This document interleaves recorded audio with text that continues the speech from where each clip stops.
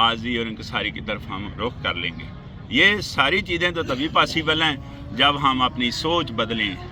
सोच सोच सोच, अब सोच पर भी तो चीज़ें असरअंदाज हो रही हैं ना, तभी तो हमारी सोच आज़ाद नहीं है। अगर सोच हमारी आज़ाद हो जाए तो अल्लाह के बंदे हमारा रवैया आज़ाद हो जाएगा। हमारा रवैया आज़ाद होगा तो हमारा अमल आज़ाद हो जाएगा। हमारी सोच आज़ाद हो ही नहीं रही। क्यों? सोच पर भी, सोच बनती कैसे या सोच पर कैसा इम्पैक्ट है कि सोच कहाँ से आएगी?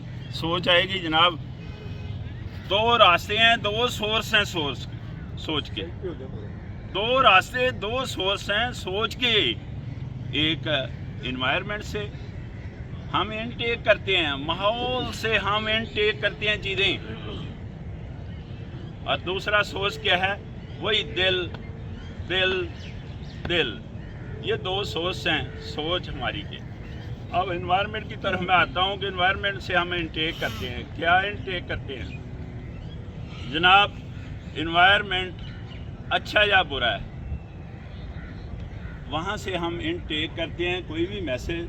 अगर सपोज मुझे किसी ने बुरा भला कहा है या गाली गलौज दी है, इनटेक करेंगे और इसका एहसास फौरी तौर पर दिमाग पर होगा। दिमाग पर कैसे एहसास होगा? जाहिर है ये जो इनटेक की है इसका मैसेज दिमाग को गया है। दिमाग ने क्या करना है? वहाँ केमिकल रिएक्शन होंगे, उसके नतीजे में इमेज बनेगा और माशाल्लाह हमारी सोच बनेगी।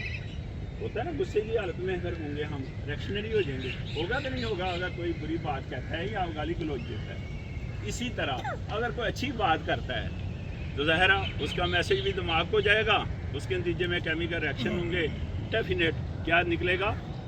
इमेज बनेगा और सोच बनेगी। हमारी सोच अच्छी हो जाएगी। अच्छी और बुरी सोच इस तरह बनती है इन्वायरमेंट से। ये बिल्कुल सादा सा कुलिया, कोई मुश्किल नहीं है कि हमें कोई बॉडी छूती है, कोई जिस्म छूता है, हमारे जिस्म को कोई अगर कोई चीज़ छूती है उसका एहसास होता है। ये वही बात कर रहा हूँ।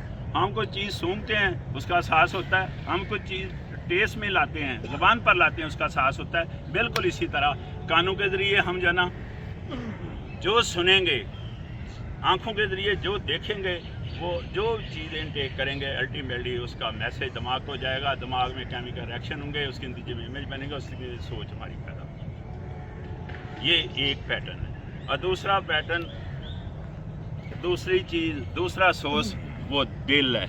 दिल दिल क्या करता है?